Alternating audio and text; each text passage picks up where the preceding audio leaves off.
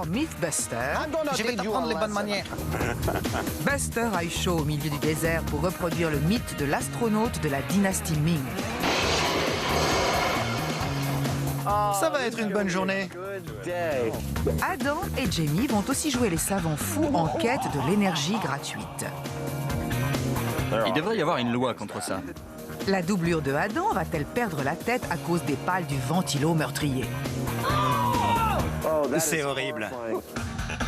Mais qui sont les Mythbusters? Il me manque un sourcil?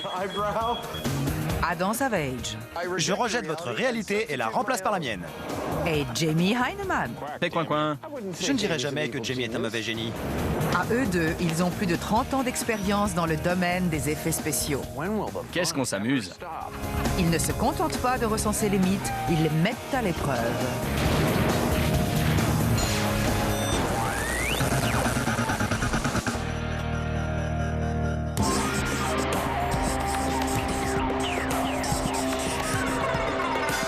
Adam et Christine, on crève de chaud. Qu'est-ce qu'on fait là? On est venu au milieu de nulle part pour tester le mythe de l'astronaute de la dynastie Ming. La légende dit qu'un astrologue chinois du XVe siècle a essayé d'aller dans l'espace. Il a donc attaché 47 fusées à une chaise et 47 personnes les ont allumées en même temps. Il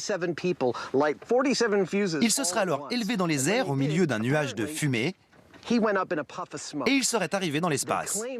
On est ici pour voir si c'est possible. D'après la légende, Wan Hu, un astrologue de la dynastie Ming, aurait utilisé vers 1500 les toutes récentes fusées à poudre et il serait devenu le premier astronaute de l'histoire. Adam et Jamie sont sur la bonne piste, mais ils ne sont pas en Chine. Plus de 250 espèces de bambous poussent fièrement sur ces terres californiennes. Jamie? Oui. Ça te rappelle pas quand tu étais dans la Légion étrangère à Dien Bien Phu? En Chine, ces plantes géantes poussent à l'état sauvage et sont utilisées dans la fabrication de meubles, de bâtiments et de fusées. Nos amis cherchent des bambous du même diamètre que les fusées du mythe. Ça fait à peu près 4 cm et demi. Il n'y a que 0,63 cm de trou à l'intérieur. On les prend. D'accord. Ils doivent fabriquer 47 fusées de 30 cm de hauteur qu'ils rempliront de poudre à canon. Adam est prêt pour le grand voyage. Je me sens prêt. J'ai hâte de voir si ça va marcher. On ne peut pas rêver mieux comme lieu de travail. C'est peut-être le meuble le plus dangereux de l'atelier et bien sûr, le plus rigolo. Le placard aux explosifs. En suivant une ancienne formule chinoise, nos compères préparent une poudre à canon expérimentale. Comme liant, ils ajoutent aux ingrédients traditionnels du goudron pour toiture. C'est géant. Je fabrique des feux d'artifice.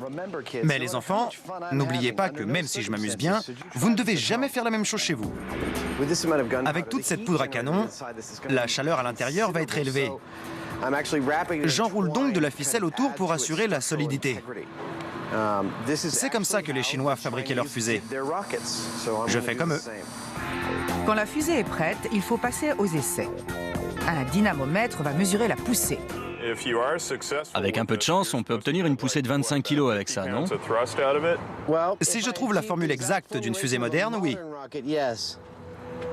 Si Adam a raison, on va en avoir plein les yeux.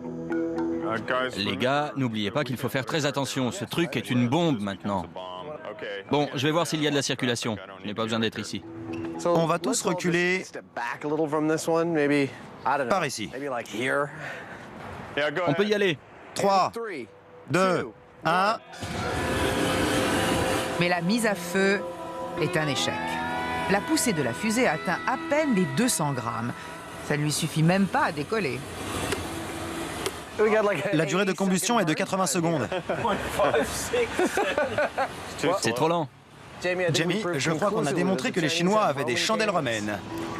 Le décollage est donc reporté. Adam retourne à ses mélanges pour essayer de les pimenter un peu. J'essaie d'obtenir un mélange de poudre à canon plus énergique pour fabriquer cette bonne vieille fusée chinoise. Je garde les mêmes ingrédients, mais je change les proportions de salpêtre, de charbon de bois et de soufre. Je m'éclate bien. Adam emporte ses mélanges les plus puissants jusqu'à la rampe d'essai. La seule façon de répondre à nos interrogations, nous qui ne sommes pas des experts, c'est d'essayer différentes formules. À un moment, on s'arrête, souhaitant que ça explose. 3, 2, 1... Il y a eu un grondement. Ça a juste fait sauter le bouchon. Je crois que c'était un peu trop agressif. On dirait.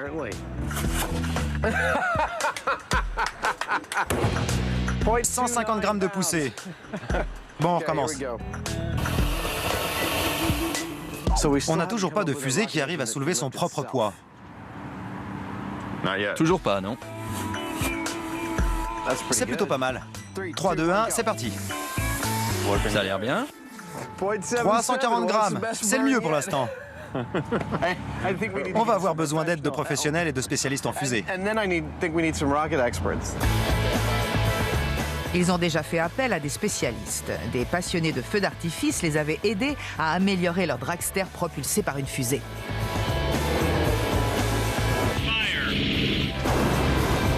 Les Mythbusters ont encore besoin d'eux, mais cette fois, le but n'est autre que le ciel. Commençons par un peu de menuiserie. Je fabrique des pieds pour ma chaise de la dynastie Ming. Elle va ressembler à un trône d'empereur chinois du XVe siècle. C'est le genre de projet auquel j'adore m'atteler. C'est une sorte de répit relaxant dans un monde de science. Bien décidé à envoyer quelqu'un dans l'espace, Adam ne fabrique pas une chaise fusée, mais deux. Pour rester fidèle au mythe, la première sera propulsée par 47 fusées chinoises traditionnelles. Pour être fidèle au Mythbuster, la deuxième sera propulsée par 47 fusées plus dangereuses. Oui, je sais, j'utilise une cloueuse. L'important n'est pas comment la chaise est fabriquée, mais la hauteur que le Chinois a atteinte. Les chaises se font faire une beauté, mais le temps passe et tout le monde met la main à la pâte.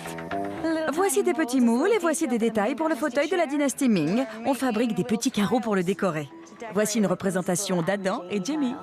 Les chaises ornées et sculptées vont paraître authentiques, mais il ne faut pas oublier que leur but est de voler. Les aspects fondamentaux de la conception des chaises sont ces deux morceaux ici. Il y a deux niveaux, parce que j'ai vu des chaises faites comme ça, et c'est exactement ce qu'il nous faut. Je peux attacher les fusées ici, et elles seront légèrement en biais. Tout autour de la chaise, les fusées seront pointées vers l'extérieur, ce qui donnera plus de stabilité à la chaise quand elle décollera vers le ciel. La première couche est rose, la deuxième est rouge. Une touche finale dorée. La chaise cosmique des Mythbusters est prête pour le décollage.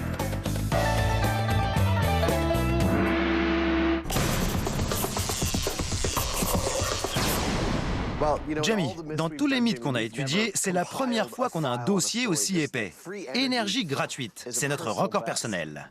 J'ai mal au crâne rien que de le voir.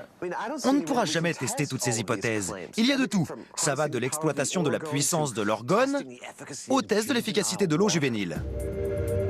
L'énergie gratuite est depuis longtemps la passion des savants fous.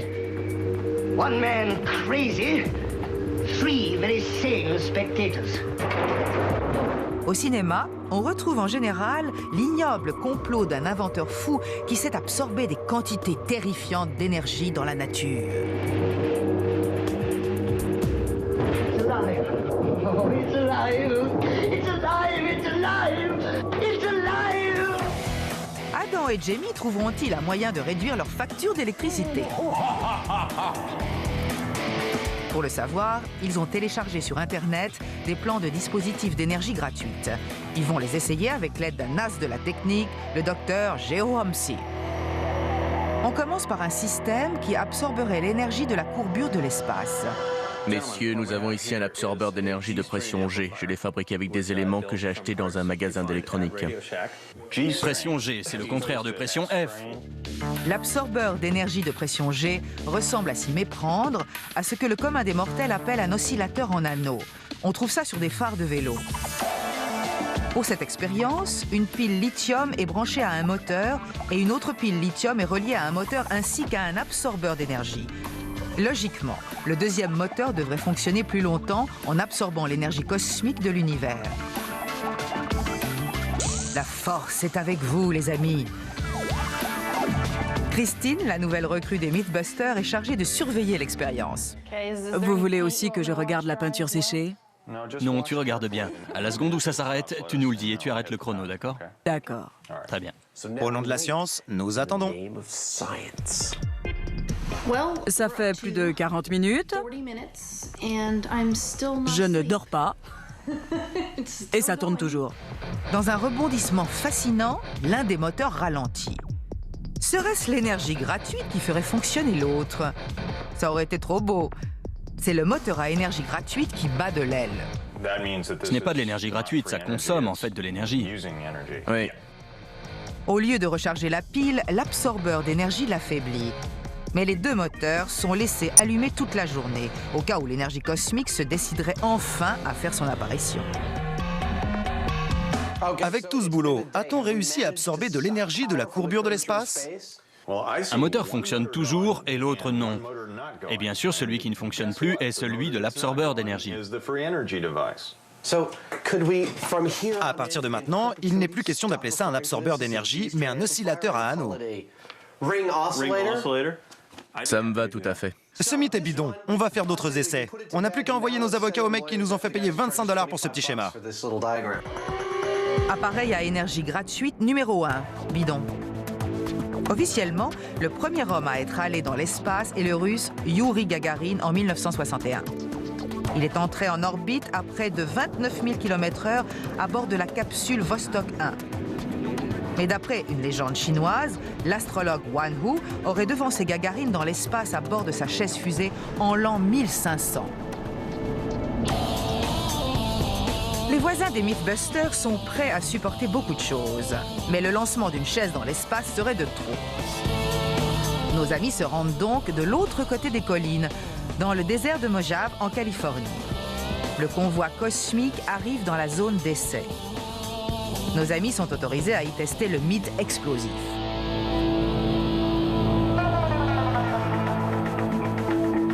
Avec l'aide de la meilleure équipe de spécialistes de fusées, le centre de contrôle est installé à une distance de sécurité de la rampe de lancement.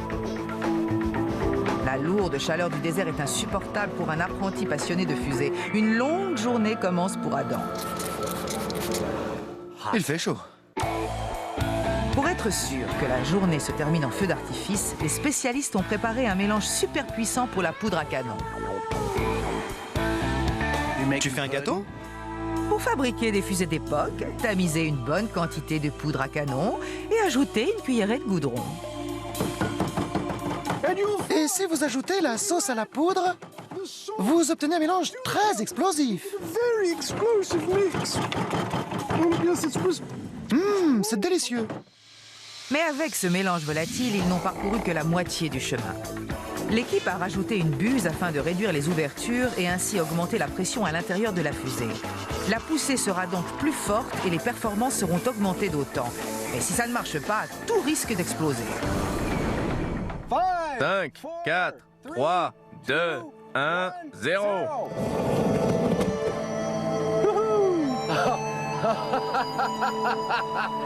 C'est parfait.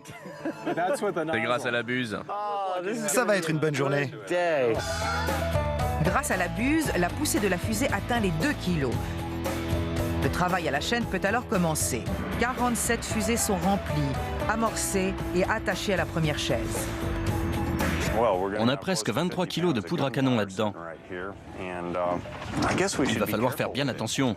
Et je n'ai encore jamais vu de la poudre à canon prendre feu spontanément. Mais je vous assure qu'à la moindre étincelle, je déguerpis sur le champ.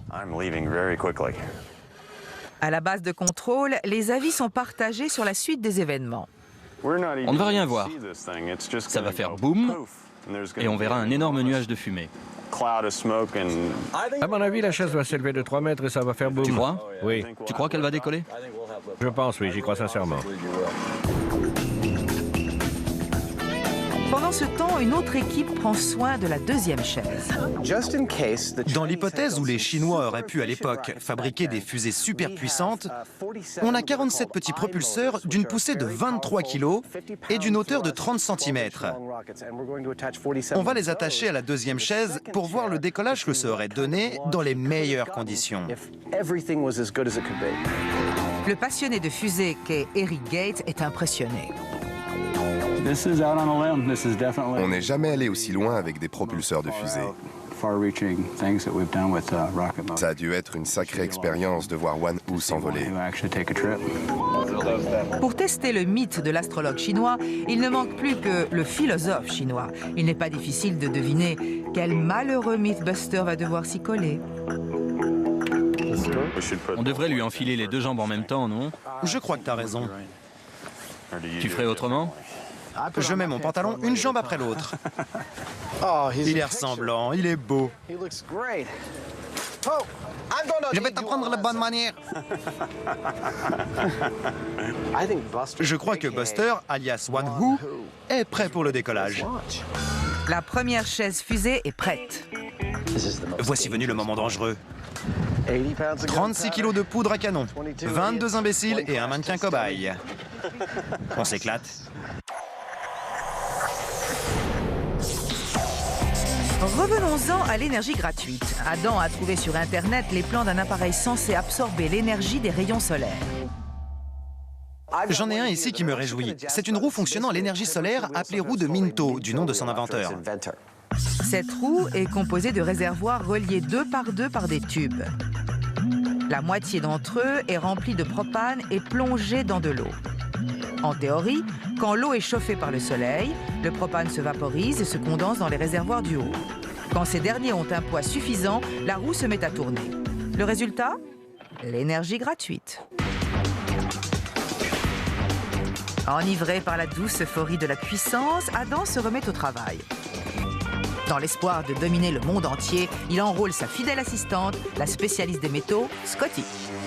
Tu peux me faire une soudure d'angle ici? Oui, Pas bien. j'ai déjà rempli des trous plus gros que ça. Avec le concours de Scotty, la roue prend forme. Mais va-t-elle tourner? Je ne sais pas ce que ça va donner, mais elle a bonne mine. N'est-ce pas? Donc, tu vas mettre un liquide inflammable dans chaque bouteille et tu vas y mettre le feu. Je remplis la moitié des bouteilles de propane, je tire une balle, je mets le feu et tout va faire... comme ça. Tu sais pourquoi je suis impatient? J'ai hâte de voir la tête des gars à qui je vais demander de les remplir de propane. Il devrait y avoir une loi contre ça. Il doit y en avoir une. Mais au moment de remplir les réservoirs, le projet essuie un nouveau revers. La roue fuit. Une fois de plus, l'énergie gratuite reste à l'état de rêve. On a un problème. Il y a une fuite de propane et on ne peut pas reboucher le trou sans vider absolument tout le propane. On doit retourner à l'atelier. Je ne sais pas trop ce que ça va faire. Retour à l'atelier où une livraison spéciale est arrivée. Et cette fois, on n'a pas seulement des plans. On a aussi tous les éléments qui vont nous permettre de produire de l'énergie gratuite. Apparemment, si on accroche cette boîte à une antenne radio de 30 mètres, on peut faire fonctionner un radio-réveil. À mon avis, une pile de 9 volts serait plus efficace. Les ondes hertziennes sont une forme de rayonnement qui peut être transformée en électricité. Mais y en aura-t-il assez pour un radio-réveil? Tout d'abord, Adam monte les composants. Ensuite, il installe une antenne horizontale de 30 mètres. Enfin, il essaie de brancher l'appareil à la Terre. Mais c'est là qu'il découvre que l'installation électrique de l'atelier de Jamie est défectueuse. Pas de doute, Adam est un électricien qui fait des étincelles. Il y a eu un drôle de bruit. Mais ce n'est pas un professionnel. Je laisse sortir cette mystérieuse fumée bleue. Mais le problème quand on fait ça, c'est qu'après, les composants électroniques ne fonctionnent plus. Par chance, on s'est trompé et on a commandé 2 boîtes. Adam n'est pas du genre à se laisser impressionner par un échec. Toutes ces expériences sont très enrichissantes. Extracteur d'énergie des ondes hertziennes, acte 2. Jamie, vérifie-moi ça. Quand je branche l'antenne, je reçois un demi-volt. C'est ce qu'il faut pour alimenter une montre à affichage numérique. Je crois qu'il te faut à peu près 1,5 volts. Il t'en faut donc 3 comme ça. 3 gros appareils pour faire fonctionner une petite montre. Pour de l'énergie gratuite, c'est plutôt cher. C'est très compliqué. Il faut une quantité énorme d'énergie pour obtenir un tout petit peu de puissance. Ça serait plus facile d'aller chercher une pile. Une fois de plus, l'énergie gratuite, c'est bidon. L'heure H approche pour le mythe de l'astronaute de la dynastie Ming. D'après la légende, 47 personnes étaient chargées d'allumer les 47 fusées de Wanhu. Adam et Jamie préfèrent utiliser un contact électrique. Les gars, vous branchez les fils et on fout le camp d'ici. On va tous par là. Tout le monde quitte la rampe de lancement et se dirige vers le bunker pour observer à l'abri. Pour Wanhu, il était encore temps de se raviser. C'est sinistrement beau ici. C'est calme et paisible, mais quelque chose de très violent va venir briser cette sérénité. Adam est sur un petit nuage. Je regarde un mannequin cobaye déguisé en chinois, assis sur une chaise à laquelle sont attachés 32 kilos de poudre à canon. Nous sommes en train de vivre un moment Mythbuster. Mais pour Buster, ce n'est plus le moment de rire. Bon, je mets en route. On met le système en marche. On tire dans 10 secondes. C'est l'heure de vérité. Va-t-on assister à un décollage ou à l'extinction des feux? 3, 2, 1. Je ne sais pas ce qui s'est passé, mais ça a été vite. À l'instar de Wanhu, Buster a disparu. À défaut d'être un astronaute, le voilà grillé. Éteignez le mannequin avant qu'il soit consumé entièrement. Il a pris feu!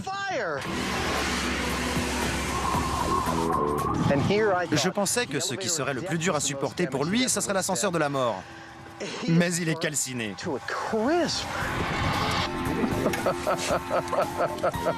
Buster est foutu.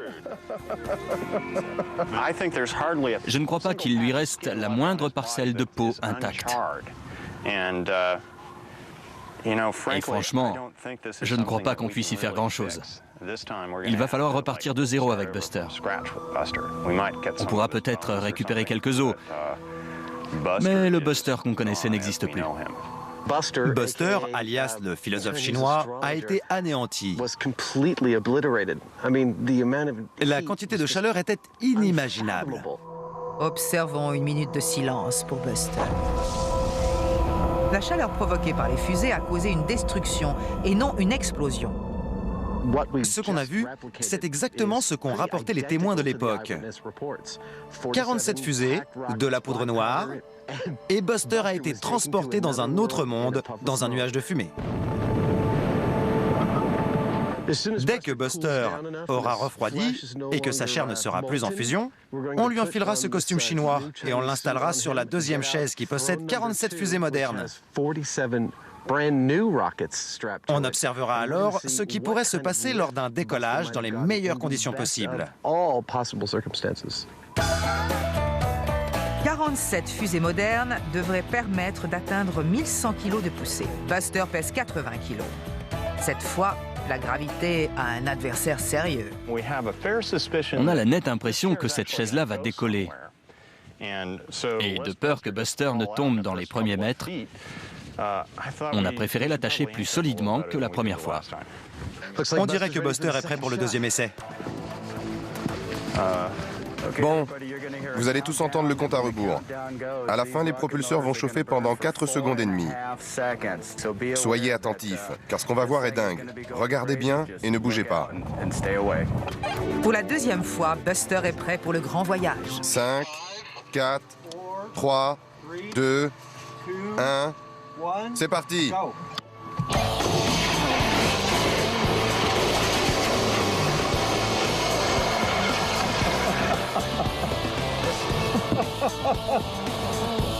Et voilà!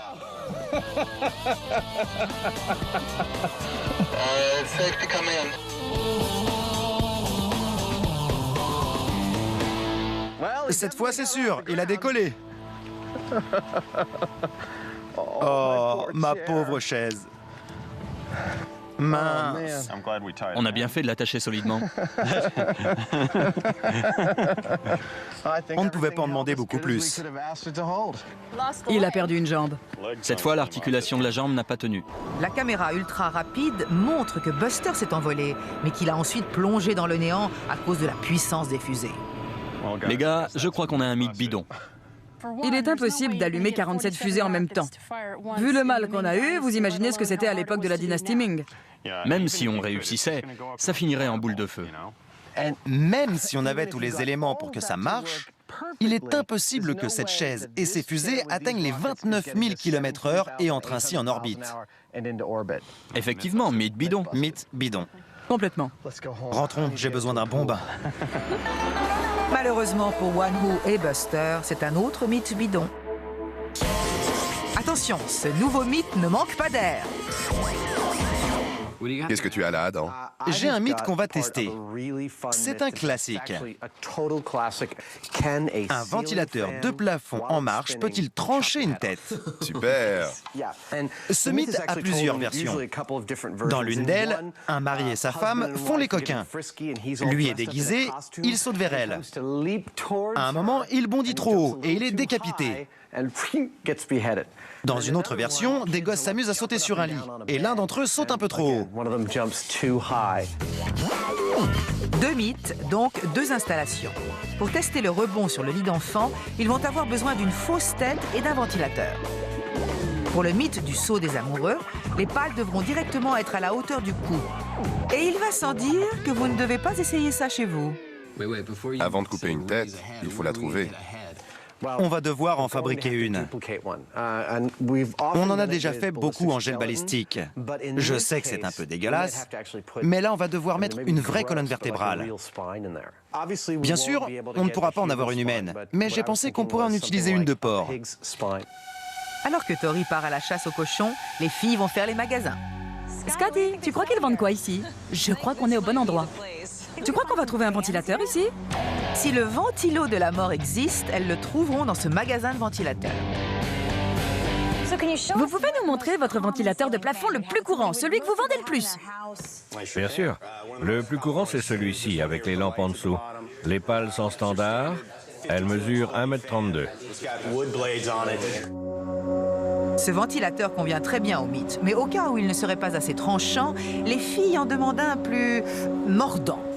Si on voulait trancher le cou de quelqu'un, vous nous conseilleriez lequel?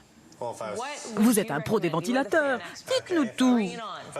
Si j'avais vraiment envie de faire ça à quelqu'un, je choisirais un ventilateur destiné aux usines qui tourne un peu plus vite et dont les pales sont un peu plus solides. Celui-ci fait tourner les têtes. Il est composé d'un moteur puissant et de pales métalliques. Nos apprenties coupeuses de tête sont sous son charme. Celui-là a l'air très dangereux.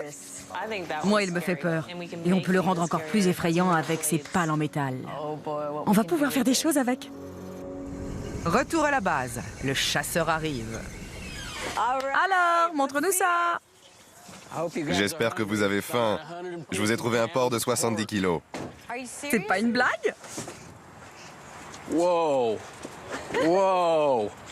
Oh, yeah! Je croyais que vous alliez trouver une colonne vertébrale normale. Le genre qu'on trouve dans un labo de lycée.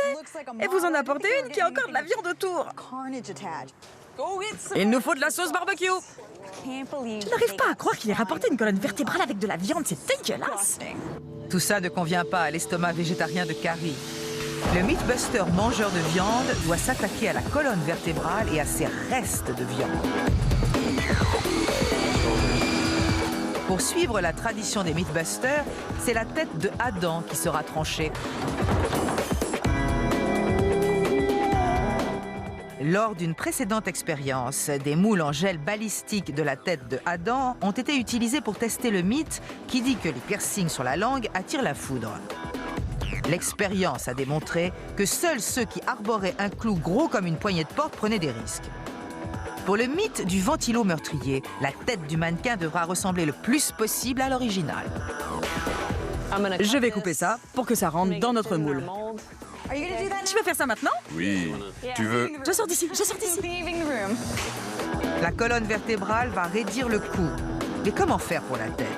Dans le mythe des enfants, rien ne garantit que le cou touche le ventilateur.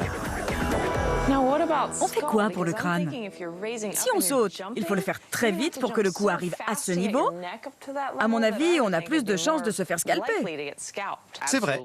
On va avoir besoin d'un crâne humain, comme lors du lâcher des pièces tueuses. Un crâne humain, on en a? J'ai des crânes humains en réserve, oui. Ça ne m'étonne pas. On a de tout chez les Mythbusters. Pendant que certains s'occupent de l'intérieur du mannequin, Carrie, la petite nature, est chargée de concevoir les moules. On les sort comme ça. On colle les deux parties. On renverse.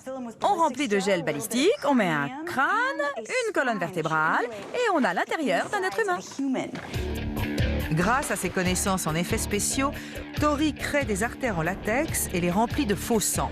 On dirait Alien quand il sort de l'estomac du mec et saute sur la table. C'est vrai.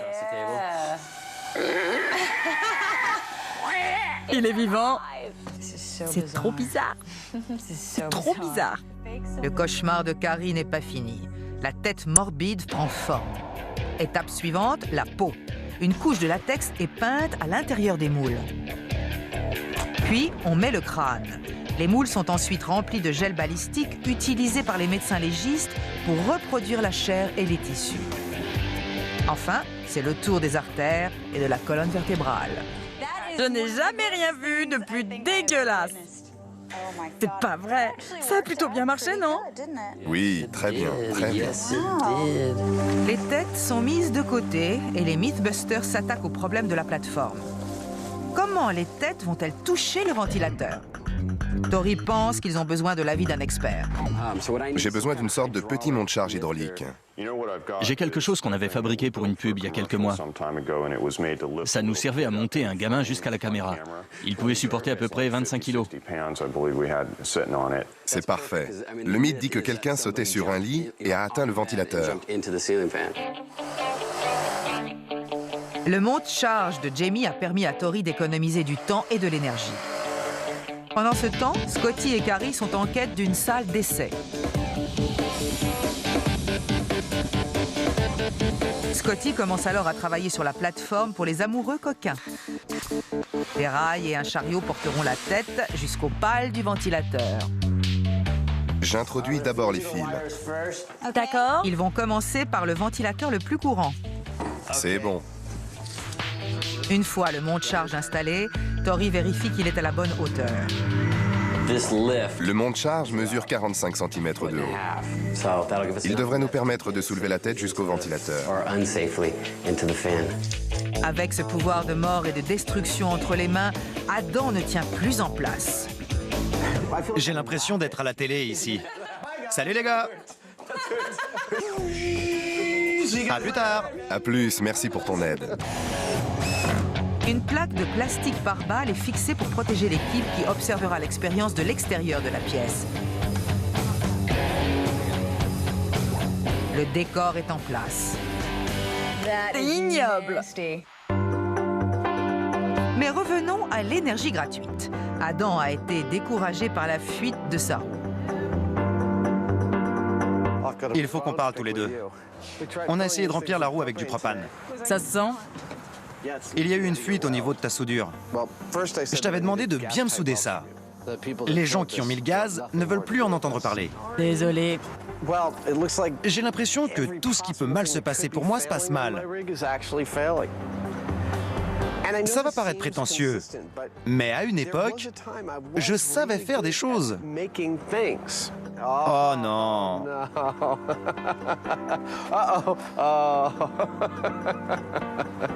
Merci à vous deux. Adam finit par trouver une solution originale contre la fuite.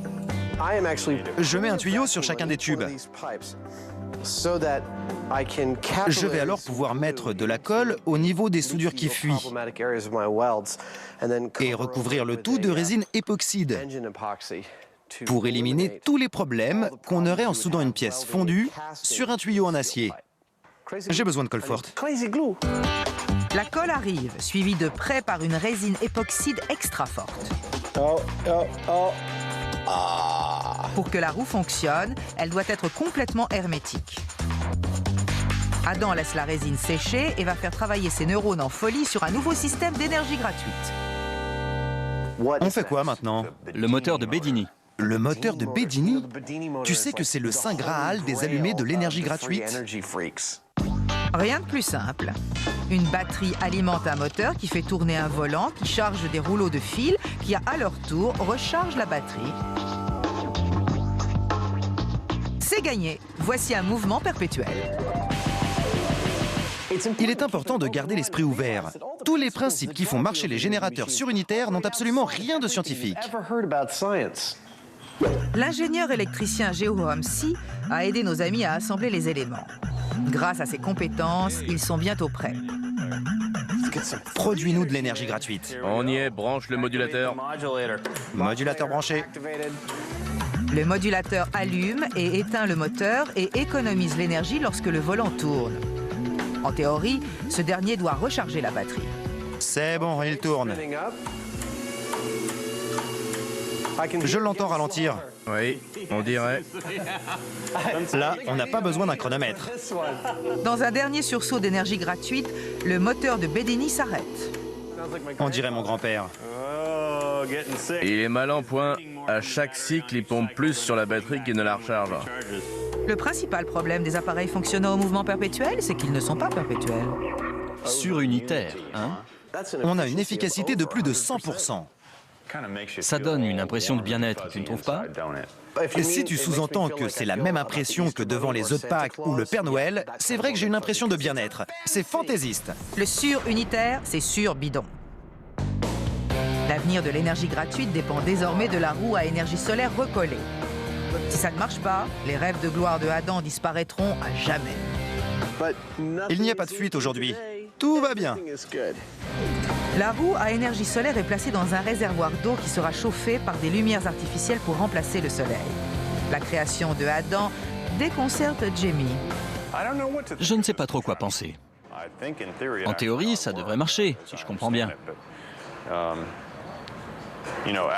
Mais en fait, je ne suis pas sûr de bien comprendre. Sur la roue de Minto, les réservoirs vont par deux. Chacun est relié à son homologue de l'autre côté de la roue. On met du propane ici. C'est un formidable fluide frigorigène et caloporteur naturel. Son point d'ébullition est inférieur à la température ambiante.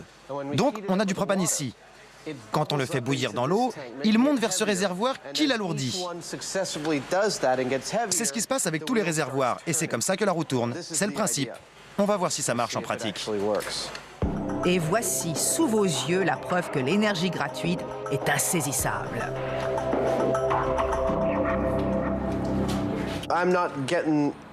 Je ne suis pas content de ma roue. Allez! Rien ne se produit. Je crois que je devrais abandonner l'eau. Les réservoirs de propane plongeant dans l'eau, ça ne marche pas. Nos compères décident de changer de tactique et de réchauffer les réservoirs directement avec des lampes. Ça commence à bouger. Adam ne peut pas s'empêcher d'aider la roue. Hé, Je sais, je suis impatient. on le savait. Je ne veux pas que ça chauffe trop. Je vois quelque chose. Ça ne bouge pas? Tu ne crois pas? J'essaie de voir si ça bouge. Je crois que ça bouge très lentement, ça va dans ce sens. À la vitesse de la dérive des continents, la roue tourne. Il y a une révolution complète. J'appelle ça un générateur solaire. Peu importe que ça aille lentement. La roue se libère. Elle se libère des liens avec le conglomérat énergétique. Mais elle est lente. C'est dommage. On est presque arrivé aux trois quarts d'une révolution complète. Et c'est la machine la plus lente que j'ai jamais vue tourner, mais elle tourne grâce à l'énergie thermique. Je ne pense pas qu'on verra un jour cette roue alimenter le générateur de nos maisons. La machine la plus rapide de ce type jamais conçue, et je sais qu'on va me contredire, mais selon mes recherches, elle faisait une révolution par minute. Ce n'est pas une énergie qui permet de produire une vitesse foudroyante. Mais on pourrait peut-être l'utiliser pour faire de l'air à un mouton. Un ventilateur solaire pour moutons ne représente pas vraiment une avancée dans la production d'énergie. Et d'ailleurs, ce n'est pas de l'énergie gratuite. À proprement parler, la roue de Minto est un générateur solaire trop compliqué et particulièrement inefficace. Regardez! De l'énergie gratuite? Disons plutôt de l'air chaud. Donc l'énergie gratuite, quel que soit l'appareil, c'est bidon. Oui, c'est complètement bidon. En fait, ça m'énerve même de lire ces plans. Ils ne sont pas clairs, ils sont difficiles à comprendre parce qu'ils mélangent la science moderne et des bêtises. Enfin, on a fait un certain nombre d'expériences et je peux dire que c'est bidon, bidon, bidon. Et ne m'envoyez pas d'email à ce sujet.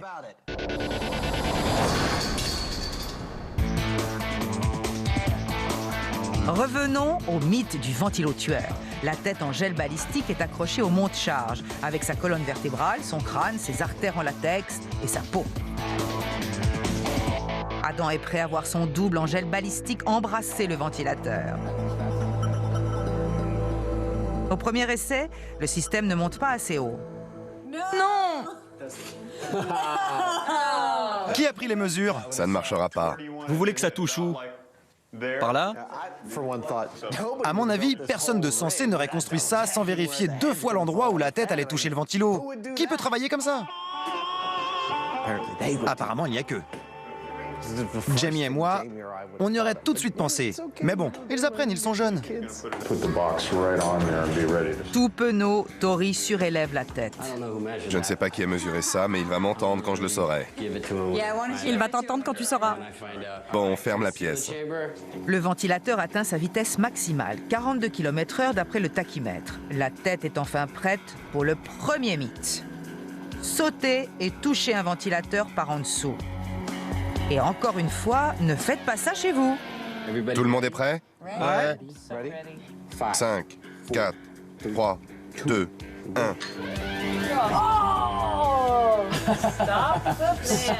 C'est le front qui est touché. L'impact n'a pas été très fort. Ça n'a pas tranché le gel balistique, le crâne n'a pas été fendu. Je suis étonné parce que ce gel balistique n'est pas aussi dur que du muscle. Mais il a quand même résisté à ça.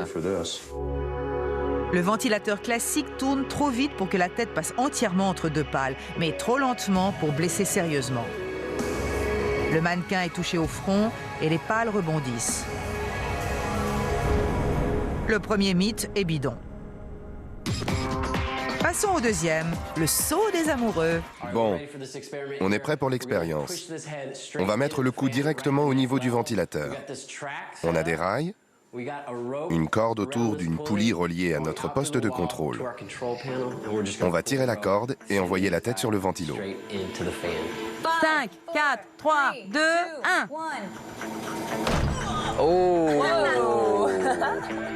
1. C'était les derniers instants de ce ventilateur. On a cassé le ventilo. En revanche, le coup n'a rien. Pas une égratignure. Rien. Cette fois, le mannequin a un petit mal de gorge, mais il n'a pas perdu la tête. Avec un ventilateur courant, les 2 mythes sont bidons. Il est donc temps de passer aux choses sérieuses. Il y a une tornade ici. Il est bien plus puissant. C'est pour ça qu'on a pris celui-ci. Ça fait une tornade. Les pales sont de véritables couteaux. Il va beaucoup plus vite que le ventilo normal. Je vois. Ce ventilateur tourne à 87 km/h, c'est-à-dire 2 fois plus vite que le premier. Souvenez-vous, ne faites pas ça chez vous. Cette fois encore, ils vont d'abord essayer le saut par en dessous. Quel coup! Il y a eu des dégâts. Il a au moins une commotion cérébrale et peut-être une fracture. Et un nez cassé. Les pales en métal lancées à toute vitesse y sont allées sacrément fort. Regardez, le crâne est fêlé. Une petite fracture. C'est le crâne. Il a une belle blessure au crâne. Oui, ça ne peut pas tuer quelqu'un, mais on n'aimerait pas que ça nous arrive. Il a raison. Sauter sur ce genre de ventilateur est une mauvaise idée. Pour la grande expérience, restez assis. Le cou est en première ligne. 5, 4, 3, 2, 1. Dans la jugulaire. Le sang a giclé sur les murs. Oui! Je veux le revoir au ralenti. On se serait cru dans un bon film d'épouvante.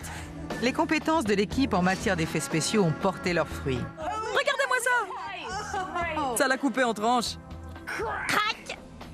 Séance supplémentaire. Ça lui a arraché le cou. Le sang gicle. Mon Dieu! C'est super violent. Une artère a été tranchée. Le ventilo a fait un autre tour et a arraché le reste.